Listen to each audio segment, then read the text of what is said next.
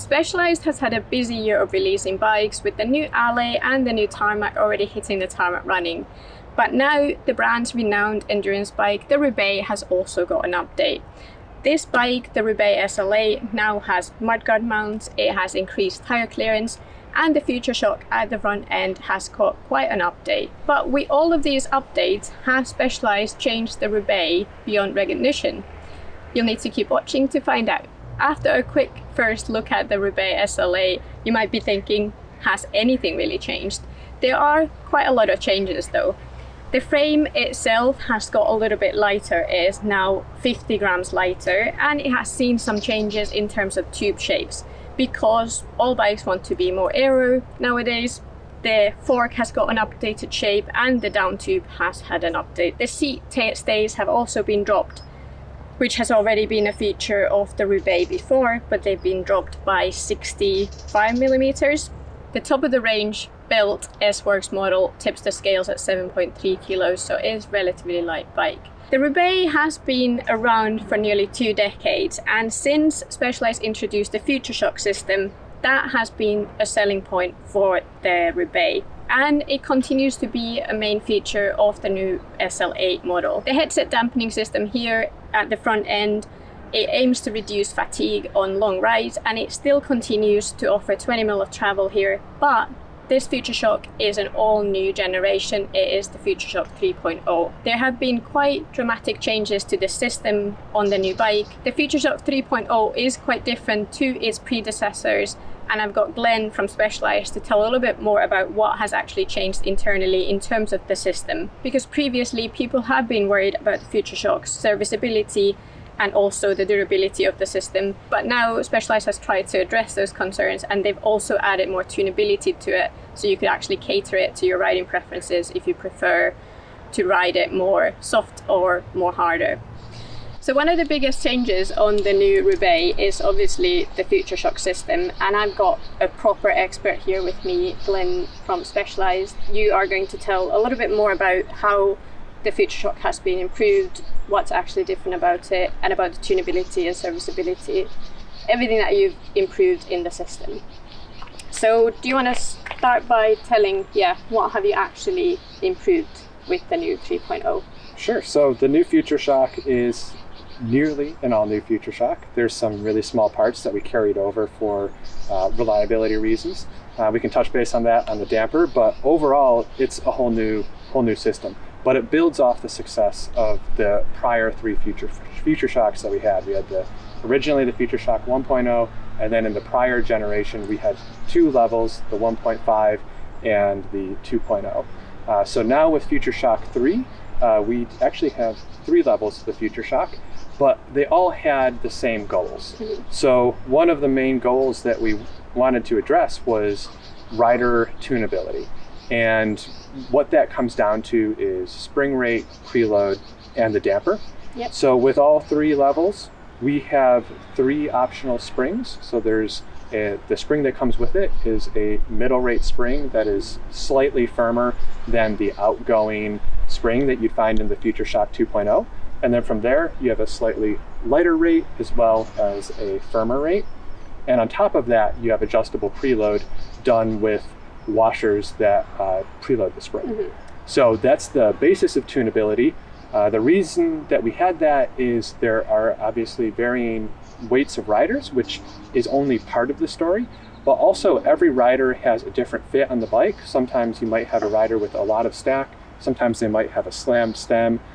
You also have now riders that are placing handlebar bags on a bar, so you have additional weight that's actually hanging off the front. And also preference in terrain. The FutureShock is not only a product that is on the Roubaix, we also have it on Diverge, STR, city bikes, e-bikes.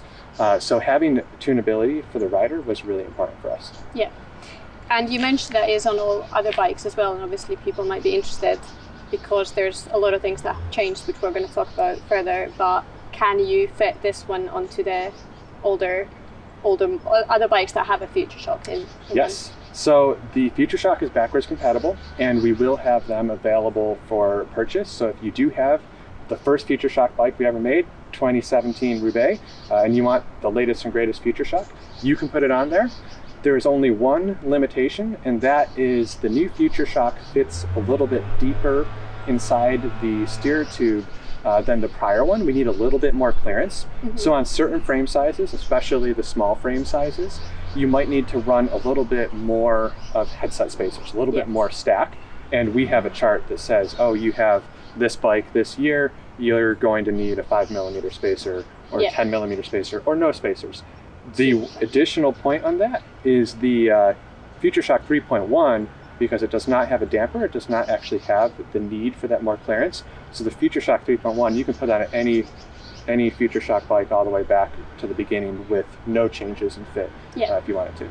So you got the new FutureShock is called 3.0, but then you've got different models, different configurations. What are the different ones and what are the differences? Yeah, so the different. FutureShock 3.0 is the family. So it's the third generation of FutureShocks.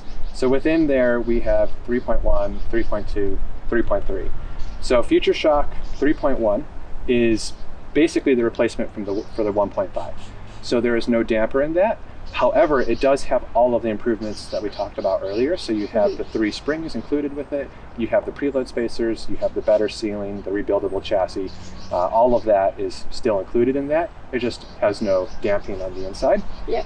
The FutureShock 3.2 is a new kind of middle level. So this is placed right between where you would find the FutureShock 1.5 and the 2.0.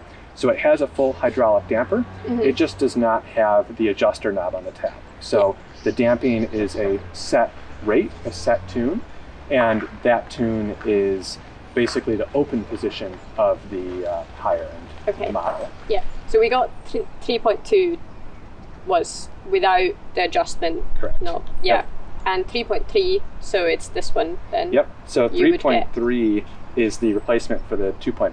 So the 2.0 had the adjuster knob to also adjust your damping. So with 3.3, you have a very similar system where you have a open setting and a firm setting, but you actually also have better resolution of the clicks in between. So every single click makes a noticeable difference. So if you don't want full open or full firm, you do have some middle settings. We do find that most people end up running the FutureShock full open, but it's always nice to have options. The 3.3 is also special because we did change the damping, and one of the big things that we did is we decoupled the rebound adjustment from the compression adjustment. So on the 2.0, when you turned the adjuster, you would make the compression damping more firm and at the same time make the rebound damping more firm. The downside of this was that you would pack down if you hit some really, really rough hits where you could actually move the FutureShock. And in the new one, the rebound is not affected by changing the adjuster. And the goal there is just like with the spring rate tuning, we want to keep you higher up in the travel more of the time so that you can use more of that travel always. Yeah, without any of the downsides. Whereas FutureShock dampens down the front end of the bike, Specialized has paired that with the pave seat post towards the rear end. And what does this system at the rear end do? Well, the pave seat post has a special carbon layup and it is paired with the dropped clamp design.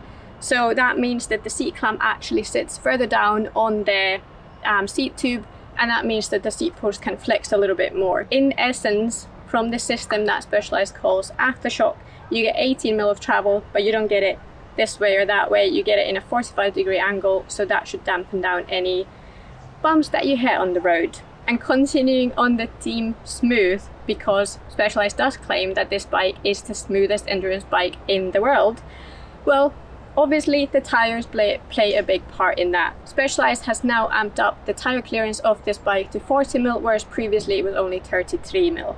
Even if you put on mudguards, which this bike now can take, you can still fit 35mm tires on. So that means that the bike can go a little bit off-road as well. In addition to those mudguard mounts that we, especially in the UK, have been eagerly waiting, there are other mounts, extra mounts on this bike as well. There's 2 mounts on the top tube. These are for top tube bags, so you could bolt on a bag here and then it won't interfere with the FutureShock system. You also have an extra bottle cage mount at the down tube, so you could fit a 3rd bottle cage there and have a little bit more water with you or more tools, whatever you want to put there. And then we have the geometry. In terms of geometry, there isn't really much to say about the new Roubaix SL8. There has been not many changes because Specialized decided that what they've done before works well. The only real difference is the 10mm longer front center, which means that you get a little bit more clearance for those chunkier tires and you won't hit your toes on the tire if you're turning abruptly. But otherwise, the Roubaix remains to have the endurance-focused geometry.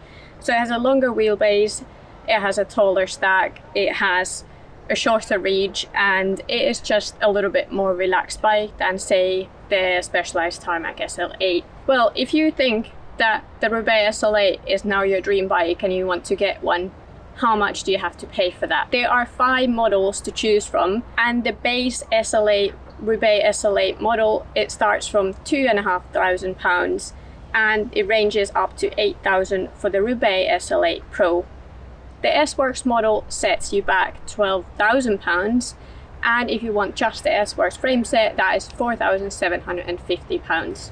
How does this bike ride then? Well, I have been really impressed with it. My test bike is size 49, so it is one of the smallest frame sizes available, and it has fitted me really well. I like the geometry, it is relaxed, but it doesn't feel too relaxed, so I'm not too upright, but enough that I feel like I could easily do a little audax on this bike.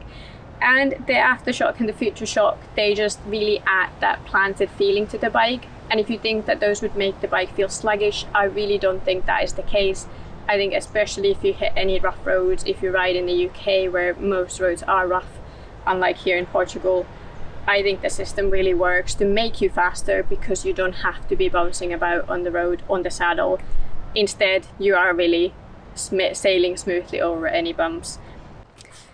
That is the new Specialized Roubaix SL8. Let us know in the comments below what you think about this bike, and if you like this video, make sure to give it a like and subscribe to our channel for more content like this. And I will see you in the next one. It's the best bike. Yeah. It's the best. Yeah, it's the best, yeah. It is the best. I am biased, Yeah. so that's my opinion. Yeah. But yeah, I think it's the best bicycle. All right, guys.